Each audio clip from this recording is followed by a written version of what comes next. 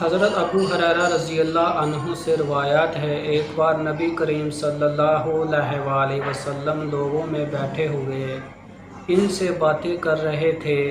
اتنے میں ایک دیہاتی آپ کے پاس آیا اور پوچھنے لگا کہ قیامت کب آئے گی؟ آپ صلی اللہ علیہ وآلہ وسلم اپنی گفتگو میں مصروف رہے۔ بعض لوگ جو مجلس میں تھے کہنے لگے، آپ صلی اللہ علیہ وآلہ وسلم نے دیہاتی کی بات سنی لیکن پسند نہیں کی، اور بعض کہنے لگے کہ نہیں بلکہ آپ نے اس کی بات سنی ہی نہیں۔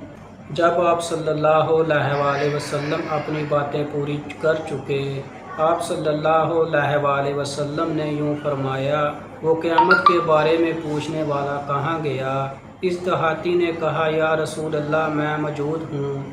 آپ صلی اللہ علیہ وآلہ وسلم نے فرمایا کہ جب ایمانداری دنیا سے اٹھ جائے تو قیامت قائم ہونے کا انتظار کر۔